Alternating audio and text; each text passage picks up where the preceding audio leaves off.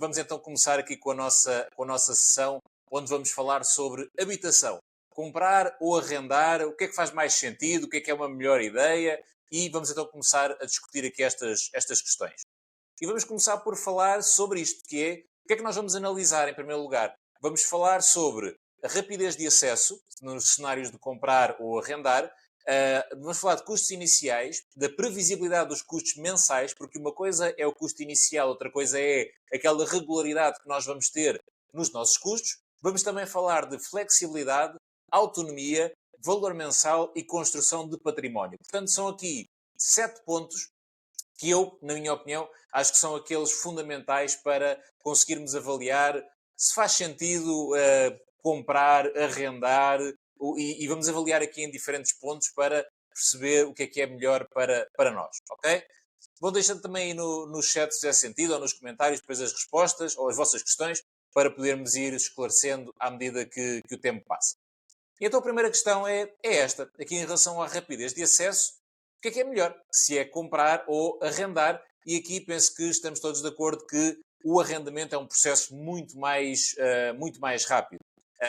Habitualmente, para comprar uma casa, se tudo correr bem, se não for necessário financiamento bancário e tudo o resto, estamos sempre a falar do mês, 2 meses. Se incluirmos a parte do crédito de habitação, facilmente já vai passar para 2, 3, enquanto que num arrendamento, no limite, se correr realmente muito bem, eu encontro uma casa hoje de manhã e hoje à tarde chego lá e entro na casa, ok? Portanto, é bastante diferente a facilidade com que nós conseguimos entrar numa casa comprada ou numa casa arrendada, e também temos toda a burocracia associada que obviamente vai condicionar aqui a questão do tempo. Num processo de compra, mesmo se tivermos então o crédito de habitação, entre aspas, pior ainda, mas mesmo que não tenhamos, temos os CPCVs para assinar, depois temos as avaliações no caso da crédito de habitação, temos a escritura, temos o processo de financiamento, temos isso tudo, enquanto que no processo de arrendamento, se lá está, se eu for ver a casa hoje de manhã, gostar da casa, fizer uma proposta e o proprietário ou a proprietária gostar da proposta, no limite assinamos o contrato no mesmo dia e nesse mesmo dia entro na casa. E, portanto, em termos de rapidez de acesso, não há qualquer dúvida que um processo de arrendamento é muito mais rápido do que um processo de compra. Depois, em relação aos custos iniciais, também é um ponto que temos que falar e, obviamente, que também é uma situação em que os custos iniciais são claramente favoráveis para o arrendamento. Quando estamos a falar de compra, se eu tiver, por exemplo, o crédito de habitação, eu vou sempre precisar de 10 a 20% do valor do imóvel, 10% se for o caso de habitação própria permanente, 20% se for habitação secundária. Isto são os valores mínimos, obviamente pode ser mais. Além disso, temos o IMT, independentemente de eu ter um crédito de habitação ou não, temos o IMT, o Imposto de Selo, no momento da compra, mais os custos da escritura e estes custos adicionais, e portanto nós temos ali a entrada do crédito de habitação 10 a 20% do valor do imóvel e depois estes custos do IMT, Imposto de Selo, escritura, etc., por norma ronda ali os 5% do valor, ok? Obviamente que no caso de uma habitação própria permanente o IMT é mais baixo, mas normalmente eu costumo recomendar guardar esta margem de 5% do valor do imóvel para estes custos iniciais. E então estamos a falar de um custo inicial que vai de 15 a 25% do valor da casa, no mínimo. E, obviamente, que o valor das casas, por muito baratas que elas sejam, é sempre um investimento considerável e 15 a 25% desse valor é um valor elevado. Enquanto que, no arrendamento, estamos a falar de uma caução que pode ir até aos 2 meses no máximo, rendas adiantadas, que pode ir no máximo também a estes 2 meses, e então, no pior cenário, estaremos a falar de 4 meses adiantados, digamos assim, ou 4 rendas adiantadas para começar o processo de arrendamento. Vou arriscar dizer que, em todos os casos, 4 meses de renda será sempre inferior a pelo menos os tais 15% de entrada inicial. Obviamente que hoje em dia temos a questão da isenção do IMT, temos a questão do crédito jovem que pode eventualmente reduzir aqui esta entrada do crédito de habitação, temos estes cenários pontuais, ok? Mas de uma forma geral, um arrendamento será sempre, no momento inicial, terá sempre custos mais baixos do que um arrendamento. Depois, em termos de previsibilidade, ou seja, quando eu começo o meu contrato, seja de financiamento, seja de arrendamento ou a minha compra, onde é que é mais previsível este custo que eu vou ter? E aqui também, mais uma vez, vamos privilegiar ao arrendamento. Porque o arrendamento vai incluir tudo. É o único compromisso que eu tenho, porque dentro desse arrendamento estará, pelo menos assumindo que está tudo dentro da legalidade, estará também os seguros que o senhorio tem que ter, estará também o condomínio, a manutenção, etc. A única variável que eu tenho aqui no arrendamento é a atualização de rendas anual, que normalmente aqui por volta desta altura, do outubro de cada ano, nós sabemos para o ano seguinte quanto é que será. É verdade que no limite a atualização pode ser, eu vou ter que sair desta casa e passar para outra que é mais cara, mas é o único cenário que eu tenho, é esta questão da atualização de rendas. Sei que ao longo desse processo isto é completamente estável. Enquanto que eu estiver num processo de compra, ou seja, for o proprietário deste imóvel, a conversa é muito diferente. Primeiro, porque se eu tiver uma prestação variável, tiver uma taxa de juros variável, automaticamente eu estou sujeito à evolução da Euribor. Pode ser 3 em 3 meses, 6 em 6, 12 a 12, certo? Mas eu vou automaticamente estar sujeito a isso. Depois tenho o seguro de vida, o seguro multirriscos, que são, está ali obrigatório, mas que fique bem claro, não são realmente obrigatórios, mas nenhum banco nos vai emprestar dinheiro a eles portanto, é como se fossem obrigatórios, vai contar exatamente da mesma forma, que o valor também é variável, o seguro de vida vai ficando mais caro à medida que vamos ficando mais velhos, assumindo que não há nenhuma atualização. O seguro multirriscos, como está a cobrir os danos no limite da reconstrução da casa, também, à medida que o preço de construção vai subindo, também este seguro vai subindo. E aqui nem estamos a falar também de o condomínio. O condomínio é um valor que eu vou pagar mensal, que também pode ser variável e que pode ter, por exemplo, reparações no telhado do prédio e que é suportar, sem contar com os próprios danos, as próprias reparações, a própria manutenção. Se o imóvel é meu, então a responsabilidade é minha. Se o imóvel não é meu e é arrendado, então será a responsabilidade do proprietário ou proprietária. E então o arrendamento traz-me esta previsibilidade. Eu sei que o único fator variável é a atualização de rendas. A partir daí, ou fora isso, estará então tudo incluído. Na flexibilidade que eu tenho em relação ao imóvel, também temos aqui uma vantagem para o arrendamento, porque eu consigo, da mesma forma, consigo entrar mais facilmente, consigo sair mais facilmente. Obviamente, existem prazos de pré-aviso que eu devo cumprir, como é óbvio, mas também consigo fazê-lo com relativa facilidade. É óbvio que a partir do momento em que eu tenho uma casa minha, que eu comprei, eu posso vendê-la. Claro que sim, posso vender a casa e sair dela, mas não será um processo tão fácil ou tão ágil de o conseguir fazer como em relação ao arrendamento. Em que no limite, no arrendamento, lá está, eu posso sair antes, terei de pagar na mesma o pré-aviso que não cumprir, mas posso sair de qualquer forma e então lá está, o facto dela não ser minha dá muita flexibilidade para entrar na casa e também para sair da casa. A partir do momento em que ela é minha, e fazer alguma coisa com ela trará sempre mais alguns constrangimentos, digamos assim. Outro ponto, em relação à autonomia que eu tenho em relação a esse imóvel, aí obviamente que estamos a falar de uma compra ser muito mais, eu ser muito mais autónomo, porque ela é minha. Ou seja, eu posso remodelar a casa, posso personalizar a casa, posso fazer as obras, entre aspas, que quiser. Obviamente tem que cumprir as regras do condomínio, tem que cumprir estas regras base de segurança, mas o imóvel é meu, eu posso fazer o que eu quiser, sem qualquer problema, desde que cumpra essas regras. Enquanto que se eu estiver numa casa arrendada, lá está, aquilo não é meu, eu não posso fazer tudo o que quiser e no limite, mesmo que eu faça aquilo que o senhorio me autoriza a fazer, eu vou ter que repor no final. Ou seja, eu vou ter que devolver a casa no mesmo estado em que a tive inicialmente.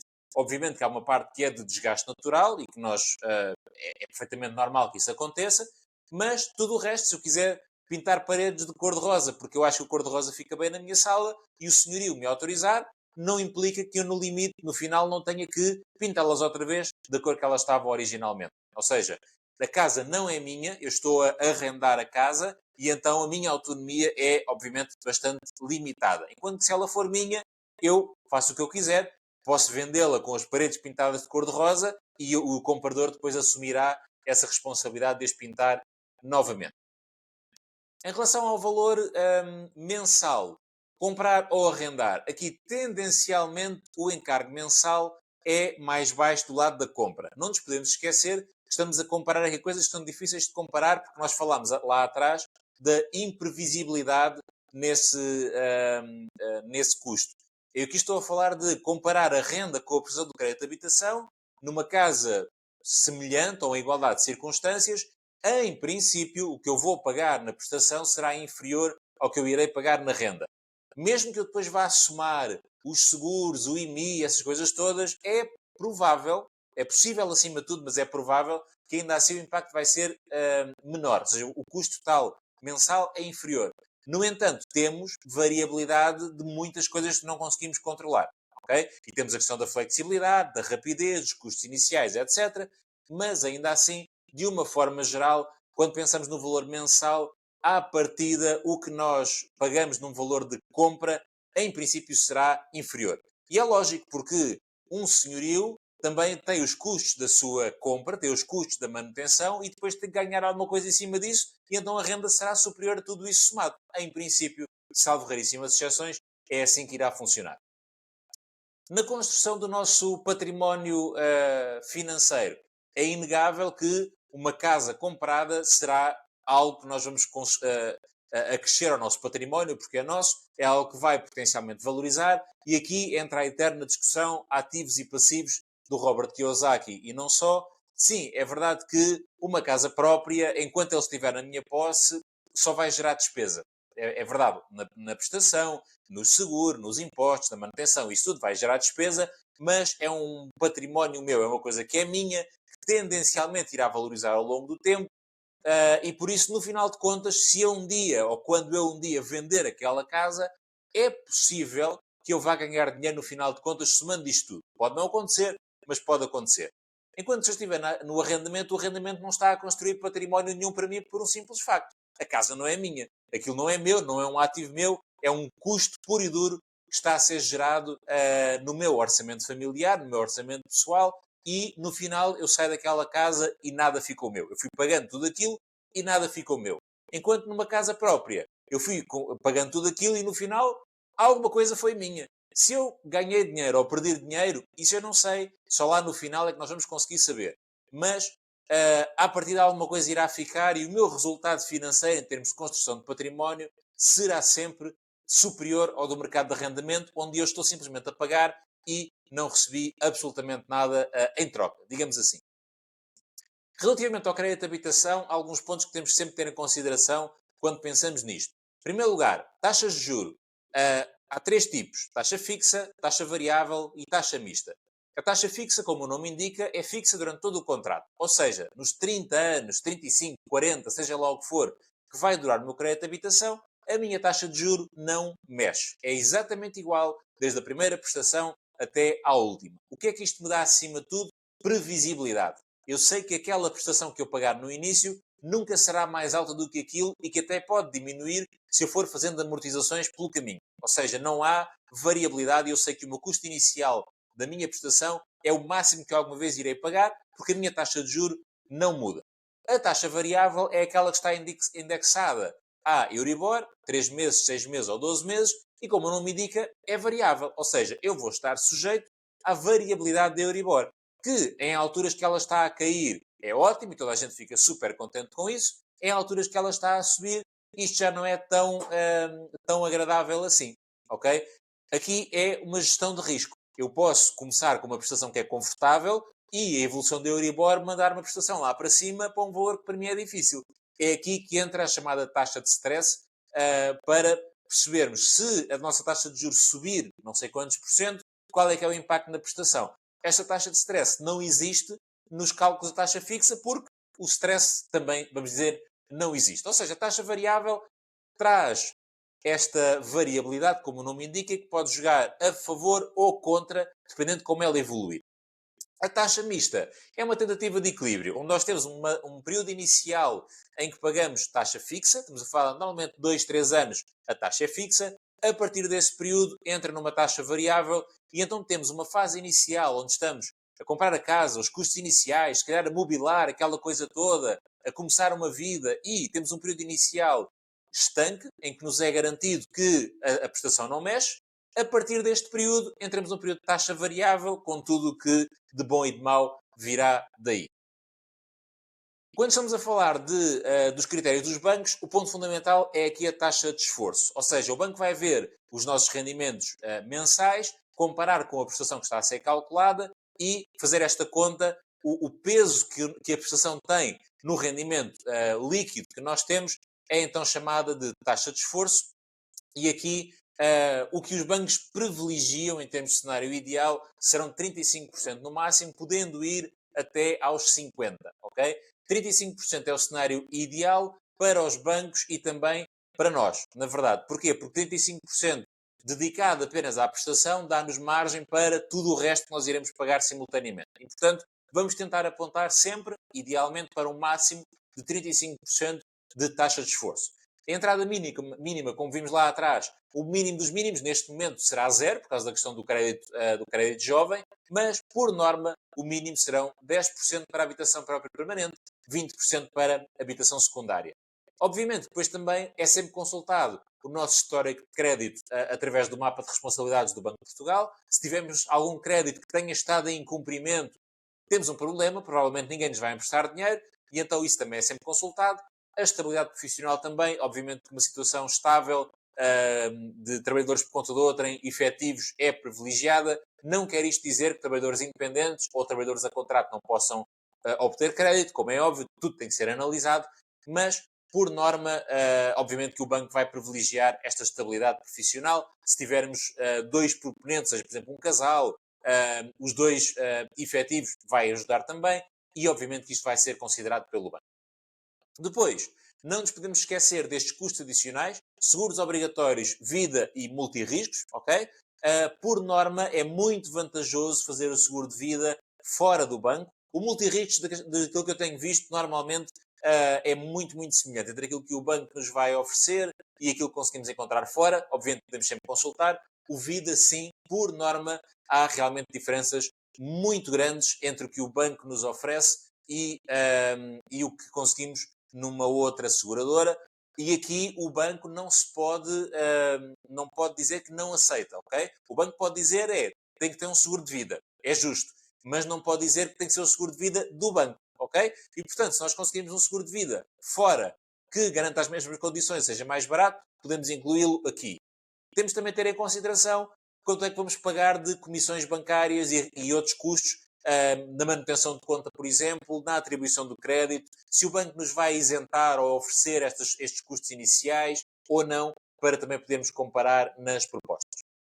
Depois, a duração do empréstimo, obviamente, durante quanto tempo é que vamos pagar isto, e o ponto fundamental é que a prestação encaixe no nosso orçamento, idealmente reforçando aquela questão da taxa de esforço dos 35%, isso é o cenário ideal, é o fundamental, é que a prestação vai encaixar naquilo que é o nosso orçamento familiar.